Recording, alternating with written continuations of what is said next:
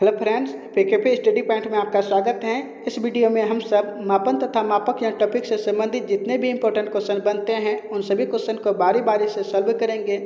यदि आप किसी भी प्रतियोगिता परीक्षा की तैयारी कर रहे हैं तो ये वीडियो आपके लिए काफ़ी फायदेमंद होने वाले हैं, इसलिए आप वीडियो को शुरू से लास्ट तक अवश्य देखें।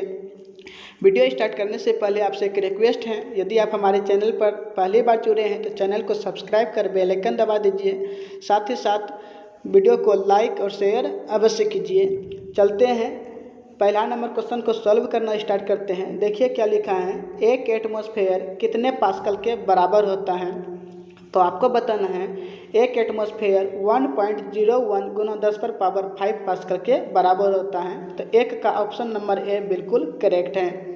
अब बात आया था पास्कल का, तो पास्कल किसका मात्रक है। तो आपको बताना है दाब का ऐसा मात्रक पास्कल है। प्रति एकांक क्षेत्रफल पर लगने वाले बल को क्या कहा जाता है। तो प्रति एकांक क्षेत्रफल पर लगने वाले बल को दाब कहा जाता है। इन सभी बात को भी आप जरूर याद रखिएगा। नेक्स्ट क्वेश्चन की यदि बात कर लें तो अगले पॉइंट पे लिखा है एक हॉर्स पावर किसके बराबर होता है। तो एक हॉर्स पावर 746 वाट के बराबर होता है। इस बात को भी आप याद रखिएगा। बात आया वाट का, तो शक्ति का ऐसा मात्रक क्या होता है। शक्ति का ऐसा मात्रक वाट होता है। कार्य करने की क्षमता को क्या कहा जाता है। कार्य करने की क्षमता को ऊर्जा कहा जाता है। और कार्य करने की दर को क्या कहा जाता है। कार्य करने की दर को शक्ति कहा जाता है, याद रखिएगा। नेक्स्ट क्वेश्चन का यदि बात कर ले तो तीसरा नंबर क्वेश्चन है हमारे पास, एक डायोप्टर किसके बराबर होता है। तो एक डायोप्टर 1 मीटर इनवर्स के बराबर होता है। इस बात को आप याद रखिएगा। बात आया डायोप्टर का, डायोप्टर किसका मात्रक है। तो लेंस की क्षमता का मात्रक डायोप्टर होता है। इन सभी बातों को भी जरूर याद रखिएगा। बात आया लेंस का, तो लेंस कितने प्रकार के होते हैं। लेंस 2 प्रकार के होते हैं। कौन कौन होते हैं। एक होता है उत्तल लेंस, दूसरा होता है अवतल लेंस। उत्तल लेंस की फोकस दूरी पॉजिटिव होता है और अवतल लेंस की फोकस दूरी नेगेटिव होता है। उत्तल लेंस की क्षमता पॉजिटिव होता है और अवतल लेंस की क्षमता नेगेटिव होता है। इस बात को भी जरूर याद रखिएगा। उत्तल लेंस को हम अभिसारी लेंस कहते हैं और अवतल लेंस को अपसारी लेंस भी कहते हैं। नेक्स्ट क्वेश्चन की यदि बात कर ले तो अगले पॉइंट पे लिखा है 1 मीटर किसके बराबर होता है। तो आपको बताना है 1 मीटर 10⁻6 माइक्रोन के बराबर होता है। यह क्वेश्चन इंपॉर्टेंट है क्योंकि ये क्वेश्चन बार बार एग्जाम में देखने के लिए भी मिलते हैं।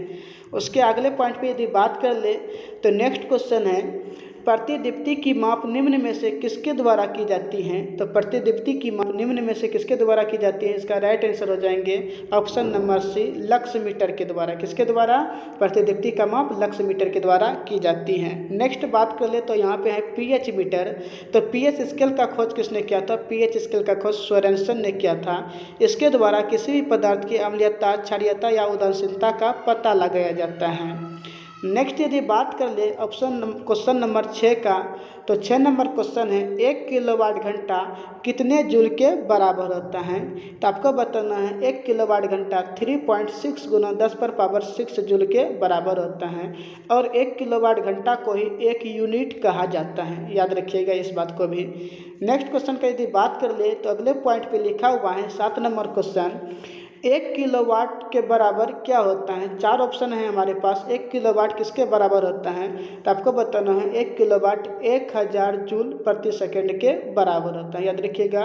1 किलोवाट किसके बराबर होता है। 1000 जूल प्रति सेकंड के बराबर होता है। अब देखिए ये किलोवाट तो शक्ति का मात्रक है, तो यहाँ पे जूल प्रति सेकंड कैसे आया इसको भी हम बताते हैं। क्योंकि 1 किलोवाट 1000 वाट के बराबर होता है और 1000 वाट को ही हम 1000 जूल प्रति सेकंड भी बोल रहे हैं। तो देखिए शक्ति बराबर फार्मूला क्या होता है। शक्ति बराबर हो जाता है कार्य बटे समय। क्या होता है, कार्य बटे समय। अब देखिए कार्य का मात्रक देखिएगा तो कार्य का मात्रक क्या होता है, जूल होता है। समय का मात्रक क्या होता है, समय का मात्रक होता है सेकंड। क्या होता है, समय का मात्रक सेकंड। तो शक्ति का मात्रक हो गया वाट और समय का मात्रक हो गया, समय का मात्रक सेकंड और कार्य का मात्रक हो गया जूल। तो क्या पता चला कि वाट किसके बराबर है, जूल प्रति सेकंड के बराबर है। तो वाट के बदले में हम जूल प्रति सेकंड का भी उपयोग कर सकते हैं। तो इसलिए इसका राइट आंसर क्या हो जाएंगे, 1 किलोवाट 1000 जूल प्रति सेकंड के बराबर होता है। नेक्स्ट क्वेश्चन का यदि बात कर ले तो 8 नंबर क्वेश्चन लिखा हुआ है 1 न्यूटन किसके बराबर होता है। तो 1 न्यूटन 1 केजी मीटर प्रति सेकंड स्क्वायर के बराबर होता है। ठीक है, याद रखिएगा 1 न्यूटन किसके बराबर होता है? 1 केजी मीटर प्रति सेकंड स्क्वायर के बराबर होता है। न्यूटन का बात है तो न्यूटन किसका मात्रक है? तो बल का ऐसे मात्रक न्यूटन होता है। ठीक है, अब देखते हैं बल बराबर क्या होता है। तो F बराबर होता है ma, क्या होता है? F बराबर ma होता है। अब बल का मात्रक क्या होता है? न्यूटन होता है। द्रव्यमान का मात्रक क्या होता है? केजी। और त्वरण का मात्रक क्या होता है? मीटर प्रति सेकंड स्क्वायर। तो इससे आपको पता चल गया होगा कि 1 न्यूटन किसके बराबर होता है? 1 केजी मीटर प्रति सेकंड स्क्वायर के बराबर होता है। अगले पॉइंट का यदि बात कर ले तो 9 नंबर क्वेश्चन लिखा हुआ है, प्रकाश वर्ष द्वारा किसे मापा जाता है? प्रकाश वर्ष द्वारा किसे मापा जाता है? तो इसका राइट आंसर हो जाएंगे दूरी को। यहाँ पे किससे हो गया है, होना चाहिए किसे। ठीक है ना, तो प्रकाश वर्ष द्वारा किसे मापा जाता है? दूरी को। दूरी मापने की इकाई प्रकाश वर्ष है। नेक्स्ट क्वेश्चन, नेक्स्ट यदि ऑप्शन का बात कर ले तो ऊर्जा का मात्रक क्या होता है? जूल होता है। शक्ति का मात्रक क्या होता है? वाट होता है। और वेग का मात्रक क्या होता है? मीटर प्रति सेकेंड। दूरी का मात्रक क्या होता है? मीटर होता है। कभी कभी क्वेश्चन में ये भी पूछे जाते हैं कि प्रकाश वर्ष किसका मात्रक है? तो आपको बताना है प्रकाश वर्ष दूरी का मात्रक है। ठीक है, नेक्स्ट क्वेश्चन का यदि बात कर ले तो अगला क्वेश्चन है हमारे पास, 1 नैनोमीटर कितने मीटर के बराबर होता है? ये आपको बतलाना है। तो 1 नैनोमीटर कितने मीटर के बराबर होता है? तो 1/10⁹ मीटर के बराबर होता है। देखिए क्या होता है, 1 नैनोमीटर जो है ना, एक नैनोमीटर बराबर कितना होता है? 10⁻⁹ मीटर। जब इसको सॉल्व करेंगे तो इसको ऐसे भी लिख सकते हैं आप 1/10⁹ मीटर। इसलिए इसका राइट आंसर क्या हो जाएंगे? ऑप्शन नंबर डी बिल्कुल सही आंसर है। अगले पॉइंट का यदि बात कर ले तो 11 नंबर क्वेश्चन का यदि देखें तो लिखा है 1 कूलम प्रति 1 सेकेंड किसके बराबर होता है? तो आपको बतलाना है 1 कूलम प्रति 1 सेकेंड 1 एम्पियर के बराबर होता है। किसके बराबर होता है? 1 एम्पियर के बराबर होता है। बात आया एम्पियर का, तो एम्पियर किसका मात्रक है? तो आपको बतलाना है एम्पियर विद्युत धारा का मात्रक है। अब आपको इस क्वेश्चन को हम समझाने का प्रयास करते हैं। देखिए क्या होता है, I बराबर होता है Q/T। क्या होता है? I बराबर Q/T होता है। अब विद्युत धारा का मात्रक क्या होता है? एम्पियर होता है। अच्छा, आवेश का मात्रक क्या होता है? तो आवेश का मात्रक कूलम होता है। और समय का मात्रक क्या होता है? सेकेंड होता है। तो इससे क्या पता चल गया? 1 एम्पियर 1 कूलम प्रति सेकेंड के बराबर होता है, याद रखिएगा। उसके आगे का यदि बात कर ले तो नेक्स्ट क्वेश्चन है 12 नंबर क्वेश्चन, कहता है 1 पिकोमीटर किसके बराबर होता है? तो 1 पिकोमीटर 10⁻⁻12 मीटर के बराबर होता है। और 1 नैनोमीटर किसके बराबर होता है? तो 1 नैनोमीटर 10⁻⁹ मीटर के बराबर होता है। नेक्स्ट क्वेश्चन का यदि बात करें तो अगला पॉइंट पे लिखा हुआ है 1 जूल किसके बराबर होता है? तो 1 जूल 1 न्यूटन गुना 1 मीटर के बराबर होता है। किसके बराबर होता है? 1 न्यूटन गुना 1 मीटर के बराबर होता है। अच्छा, जूल किसका मात्रक है? तो कार्य का ऐसा मात्रक जूल होता है।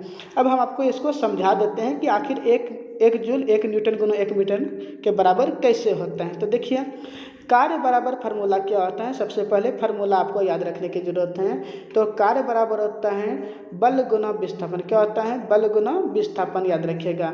अब बात कर ले तो कार्य का मात्रक क्या होता है? जूल होता है। और बल का मात्रक क्या होता है? न्यूटन होता है। और विस्थापन का मात्रक क्या होता है? विस्थापन का मात्रक होता है मीटर। क्या होता है? मीटर होता है, याद रखिएगा।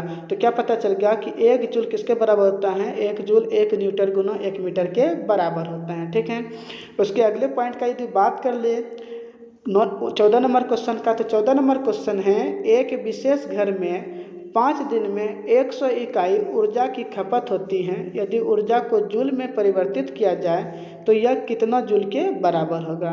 तो हम आपको बताए थे, इससे पहले हम आपको बता चुके हैं कि 1 इकाई अर्थात 1 यूनिट कितने जूल के बराबर होता है? तो 1 यूनिट जो है ना, 1 यूनिट होता है 3.6 गुना 10⁻6 जूल के बराबर होता है। तो यहाँ पे 100 यूनिट है। कितना यूनिट है? 100 यूनिट किसके बराबर होंगे? तो यहाँ पे 100 से जब आप गुना करेंगे तो इसका आंसर क्या हो जाएंगे? 3.6 गुना 10⁸ जूल। क्या हो जाएंगे? 3.6 गुना 10⁸ जूल हो जाएंगे। इसलिए इसका राइट आंसर क्या हो जाएंगे? ऑप्शन नंबर डी, याद रखिएगा। 14 का ऑप्शन नंबर डी बिल्कुल करेक्ट आंसर है।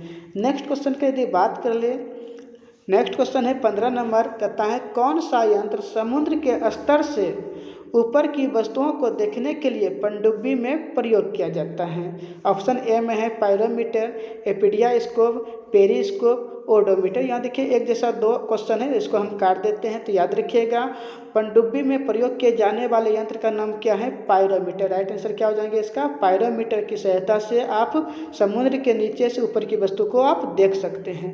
ऑप्शन का बात कर ले यदि ऑप्शन नंबर डी में, तो ऑप्शन नंबर डी में देखिए ओडोमीटर है। ओडोमीटर के द्वारा क्या करते हैं? तो ओडोमीटर के द्वारा तय की गई दूरी को मापा जाता है। पहिए के द्वारा तय की गई दूरी को मापने के लिए किस यंत्र का उपयोग किया जाता है? तो इसका राइट आंसर हो जाएंगे ओडोमीटर। अगले पॉइंट की यदि बात कर ले, 16 नंबर क्वेश्चन है, वायुमंडलीय दबाव को मापने के लिए किस उपकरण का उपयोग किया जाता है? तो आपको बताना है वायुमंडलीय दबाव को मापने के लिए बैरोमीटर यंत्र का उपयोग किया जाता है। किसका उपयोग किया जाता है? बैरोमीटर यंत्र का उपयोग किया जाता है। बैरोमीटर का खोज किसने किया था? तो बैरोमीटर का खोज टेरी सोली ने किया था। किसने किया था? टेरी सोली ने किया था। अब कभी कभी क्वेश्चन पूछ लेते हैं कि बैरोमीटर में किस तरल पदार्थ का यूज किया जाता है? तो बैरोमीटर में पारा का उपयोग किया जाता है। किसका उपयोग किया जाता है? पारा का उपयोग किया जाता है।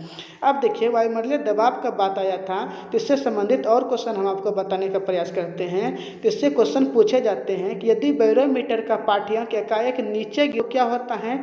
तो आपको बतलाना है आंधी तूफान आता है। क्या आता है? आंधी तूफान आता है। और यदि बैरोमीटर का पाठ्यांक धीरे धीरे नीचे गिरता है तो क्या होता है?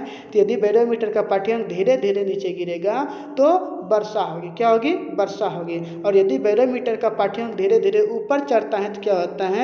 तो यदि बैरोमीटर का पाठ्यांक धीरे धीरे ऊपर चढ़ेगा तो दिन साफ होगा। क्या होगा? दिन साफ होगा। याद रखिएगा, तीनों क्वेश्चन एग्जाम में पूछे जाते हैं। अब ऑप्शन नंबर ए का यदि बात कर ले तो यहाँ पे है लेक्टोमीटर। लेक्टोमीटर से क्या करते हैं? दूध की शुद्धता मापा जाता है, दूध के घनत्व को मापा जाता है। थर्मोमीटर के द्वारा तापमान मापा जाता है। और मल्टीमीटर एक ऐसा उपकरण है जिसके द्वारा विद्युत धारा, विभवांतर और प्रतिरोध तीनों को मापा जाता है। नेक्स्ट क्वेश्चन की यदि बात कर ले 17 नंबर का, तो 17 नंबर क्वेश्चन है, सूर्य को देखने के लिए किस यंत्र का उपयोग किया जाता है? किस यंत्र का प्रयोग किया जाता है? तो सूर्य को देखने के लिए हेलियोस्कोप यंत्र का प्रयोग किया जाता है। किसका उपयोग किया जाता है? हेलियोस्कोप यंत्र का प्रयोग किया जाता है। बात आया सूर्य का, कभी कभी क्वेश्चन में पूछ लिए जाते हैं कि सूर्य में कौन से अभिक्रिया होती हैं? तो आपको बताना है नाभिकीय संलयन अभिक्रिया होती हैं। और पृथ्वी के सबसे नज़दीक का तारा कौन सा है? तो पृथ्वी के सबसे नज़दीक का तारा सूर्य है। अब देखिए टेलीस्कोप, तो दूर की वस्तुओं को देखने के लिए किसका उपयोग किया जाता है? टेलीस्कोप का प्रयोग किया जाता है।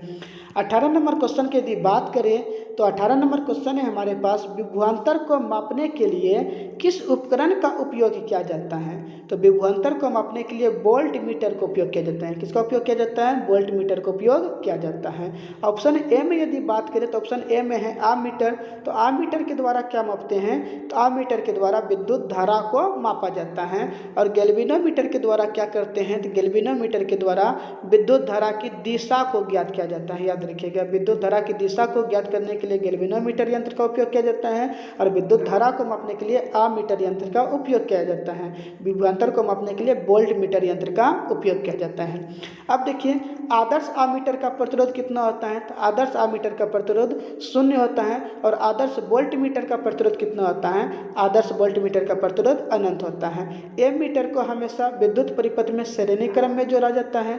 और वोल्ट मीटर को हमेशा विद्युत परिपथ में समांतर क्रम में जोड़ा जाता है। 19 नंबर क्वेश्चन की यदि बात कर ले तो 19 नंबर क्वेश्चन है, सर्किट में बिजली के प्रवाह का पता लगाने के लिए निम्नलिखित में से किस उपकरण का उपयोग किया जाता है? तो आपको बतलाना है गैल्वेनोमीटर। बिजली के प्रवाह का पता लगाने के लिए किसका उपयोग करेंगे? गैल्वेनोमीटर यंत्र का उपयोग किया जाता है। और आगे लिखा है एनीमोमीटर। तो एनीमोमीटर के द्वारा क्या करते हैं? तो वायु की शक्ति और गति का निर्धारण किसके द्वारा किया जाता है? तो राइट आंसर हो जाएंगे एनीमोमीटर। लेक्टोमीटर यंत्र से दूध की शुद्धता का मापन होता है, घनत्व को मापा जाता है। और बैरोमीटर से क्या करते हैं? वायुमंडलीय दबाव को मापते हैं। 20 नंबर क्वेश्चन की यदि बात कर ले तो 20 नंबर क्वेश्चन है हमारे पास, एक सॉफ्ट की आवर्तन गति को निर्धारित करने के लिए किसका इस्तेमाल किया जाता है? तो राइट आंसर हो जाएंगे टेकोमीटर। क्या हो जाएंगे? सॉफ्ट की आवर्तन गति को मापना है तो किसका इस्तेमाल करना पड़ेंगे? टेकोमीटर यंत्र का उपयोग किया जाता है। स्पीडोमीटर से क्या करते हैं? तो पहिए की चाल ज्ञात करते हैं। याद रखिएगा, इससे क्या किया जाता है? वाहन की गति को मापा जाता है। एनीमोमीटर के बारे में बतला दिए, पवन की शक्ति और गति को मापा जाता है। अब देखिए क्रोनोमीटर भी इम्पोर्टेंट है। तो जलयान पर सही समय का पता लगाने के लिए किसका उपयोग किया जाता है? तो क्रोनोमीटर यंत्र का उपयोग किया जाता है। 21 नंबर क्वेश्चन यदि बात कर ले तो नेक्स्ट क्वेश्चन लिखा है विभव मापी मूलतः एक है। विभव मापी क्या है? तो आपको बतलाना है मापन उपकरण है। विभव मापी क्या है? मापन उपकरण है, याद रखिएगा। 22 नंबर क्वेश्चन का यदि देखें तो 22 नंबर क्वेश्चन में लिखा हुआ है इनमें से किस उपकरण के द्वारा विद्युत धारा मापा जाता है? तो विद्युत धारा को मापने के लिए किस उपकरण का यूज किया जाता है? एमीटर का यूज किया जाता है। एमीटर का प्रतिरोध निम्न होता है और आदर्श एमीटर का प्रतिरोध शून्य होता है, इस बात को याद रखिएगा। एमीटर को हमेशा विद्युत परिपथ में श्रेणी क्रम में जोड़ा जाता है। ओम मीटर से क्या मापा जाता है? तो ओम मीटर से प्रतिरोध को मापा जाता है। वोल्ट मीटर से विभवांतर मापा जाता है। 23 नंबर क्वेश्चन की यदि बात कर ले तो 23 नंबर क्वेश्चन लिखा है ओडोमीटर एक ऐसा उपकरण है जिसका उपयोग गाड़ियों में डैश मापने के लिए किया जाता है। कहने का मतलब ओडोमीटर यंत्र से क्या मापा जाता है? तो ओडोमीटर यंत्र से गाड़ियों में दूरी मापा जाता है। क्या मापा जाता है? पहिए के द्वारा तय की गई दूरी को मापा जाता है, याद रखिएगा। नेक्स्ट क्वेश्चन की यदि बात कर ले 24 नंबर का तो 24 नंबर क्वेश्चन है मल्टीमीटर में होता है।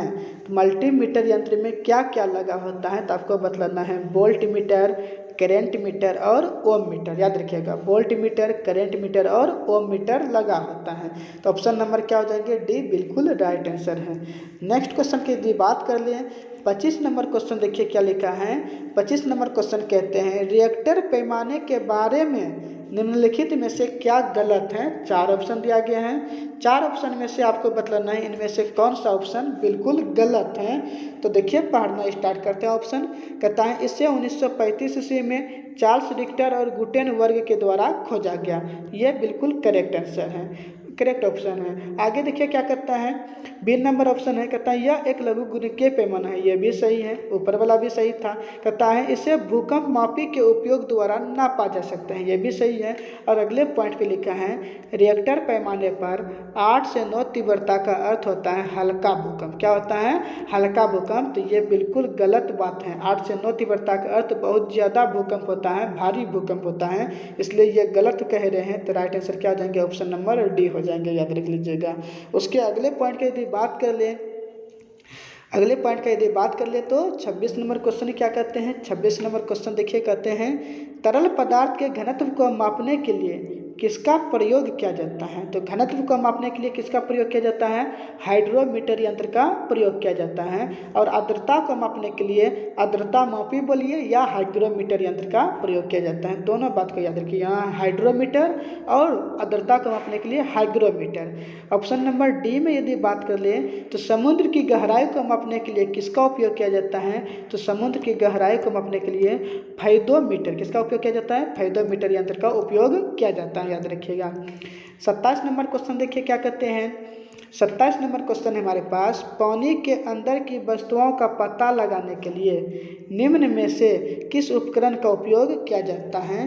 तो राइट आंसर हो जाएंगे सोनार। किसका उपयोग किया जाता है? सोनार का उपयोग किया जाता है पानी के अंदर की वस्तुओं का पता लगाने के लिए। अब देखिए सोनार का फुल फॉर्म कभी कभी आपसे पूछ लेते हैं एग्जामिनर, सोनार का फुल फॉर्म क्या होता है? तो आपको बताना है साउंड नेविगेशन एंड रेंजिंग। क्या होता है? साउंड नेविगेशन एंड रेंजिंग होता है, इस बात को भी आप याद रखिएगा। अच्छा, रडार का फुल फॉर्म क्या होता है? तो रडार का फुल फॉर्म होता है रेडियो डिटेक्शन एंड रेंजिंग होता है, ठीक है। और लेजर का भी फुल फॉर्म पूछे जाते हैं। तो लेजर का फुल फॉर्म हो जाएंगे light amplification by stimulated emission of radiation. फिर से एक बार सुनिएगा अच्छी तरीके से, light amplification by stimulated emission of radiation होता है। और स्कूबा एक ऐसा यंत्र है जिसका उपयोग गोताखोर सांस लेने के लिए करते हैं, याद रख लीजिएगा।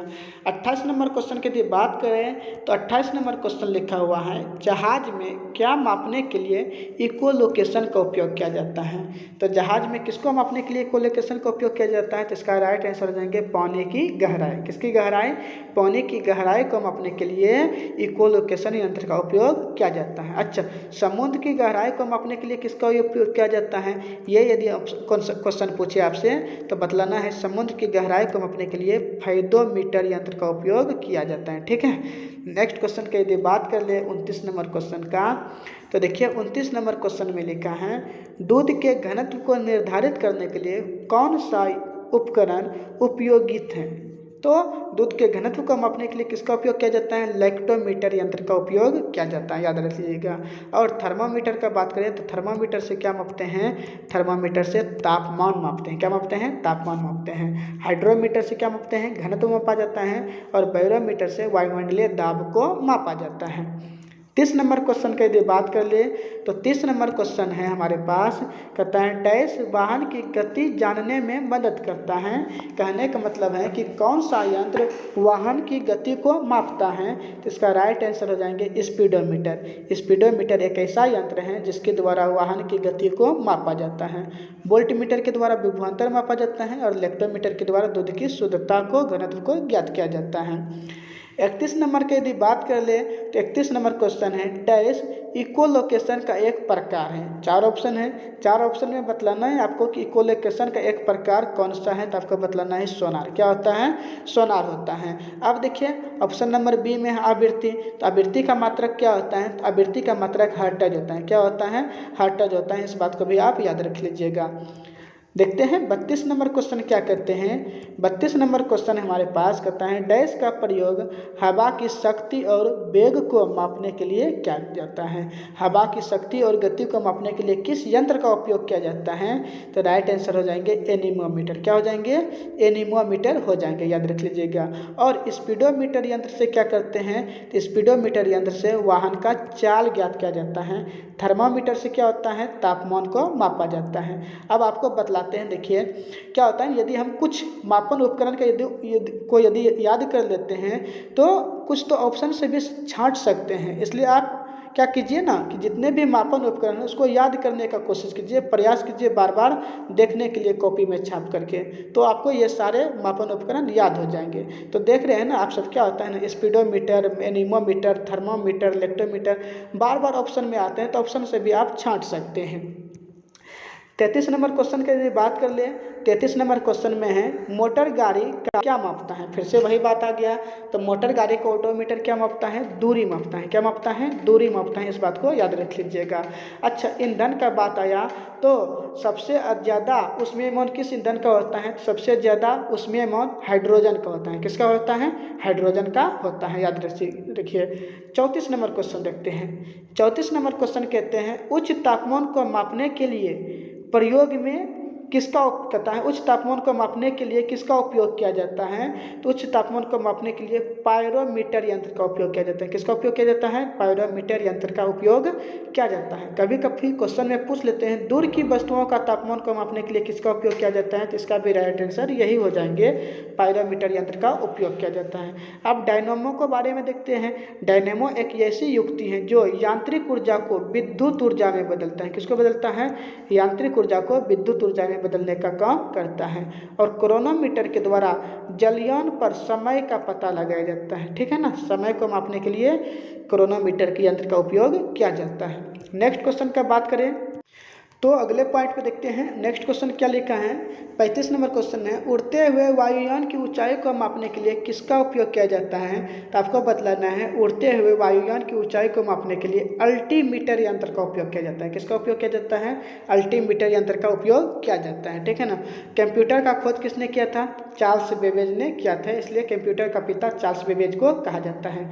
कैलोरीमीटर, कैलोरीमीटर किसका बना होता है? कैलोरीमीटर तांबा का बना होता है और यह भी क्वेश्चन एग्जाम में पूछे जाते हैं, याद रख लीजिएगा।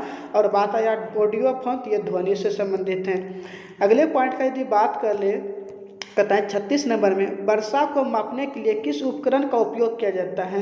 तो वर्षा को मापने के लिए रेन गेज उपकरण का उपयोग किया जाता है। याद रख लीजिएगा अच्छी तरीके से, क्वेश्चन इंपॉर्टेंट है। वर्षा को मापने के लिए किसका उपयोग किया जाता है? रेन गेज का उपयोग किया जाता है। सिस्मोग्राफ के द्वारा भूकंप का पता लगाया जाता है। सेक्सटेंट के द्वारा क्या होता है? तो बहुमंजिल भवन की ऊंचाई को मापा जाता है। सेफ्टी लैंप का खोज किसने किया था? सेफ्टी लैंप का खोज हेम्फ्री डेवी ने किया था। 37 नंबर क्वेश्चन की यदि बात कर ले तो 37 नंबर क्वेश्चन है, किस उपकरण के द्वारा पानी के सतह पर तेल की उपस्थिति का पता लगाया जाता है। तो पानी की सतह पर तेल की उपस्थिति का पता लगाने वाला उपकरण कौन सा है, ग्रेविमीटर है। कौन सा है, ग्रेविमीटर है, याद रख लीजिएगा। अब डिक्टाफोन से क्या करते हैं भाई, तो डिक्टाफोन से ध्वनि को रिकॉर्ड किया जाता है। ध्वनि को रिकॉर्ड करने वाला यंत्र कौन सा है, डिक्टाफोन है, याद रख लीजिएगा। और ध्वनि को दूर स्थान तक भेजना है तब इसका राइट आंसर हो जाएंगे मेगाफोन। क्या हो जाएंगे, ध्वनि को दूर स्थान पर भेजने वाला यंत्र कौन सा है, मेगाफोन है, ठीक है ना। उसके अगले पॉइंट का यदि बात कर ले 38 नंबर का, तो 38 नंबर क्वेश्चन देखते हैं, विद्युत ऊर्जा को संग्रह करने वाला यंत्र कौन सा है। तो विद्युत ऊर्जा को संग्रह करने वाला यंत्र कौन सा है, एक्यूमुलेटर है। कौन सा है, एक्यूमुलेटर एक ऐसा यंत्र है जिसके द्वारा विद्युत ऊर्जा को संग्रहित किया जाता है। आमीटर के द्वारा विद्युत धारा को मापा जाता है और बैरोग्राफ वायुमंडलीय दबाव में होने वाले परिवर्तन को मापते हैं। तो इस वीडियो में आज के लिए इतना ही। अगर आपको वीडियो अच्छा लगा हो तो वीडियो पर एक लाइक कीजिए, साथ ही साथ वीडियो को शेयर कीजिए और अपनों कमेंट्स भी ज़रूर बतलाइएगा कि वीडियो आपको कैसा लगा। और वीडियो को पर यदि आप नए हैं, हमारे चैनल पर पहली बार जुड़े हैं, तो चैनल को सब्सक्राइब कर बेल आइकन जरूर दबा दीजिए ताकि आने वाले हर एक वीडियो को नोटिफिकेशन आपको मिलता रहे। इस वीडियो में आज के लिए इतना ही। जय हिंद, जय भारत। अब अगले वीडियो में हम मिलते हैं फिर से।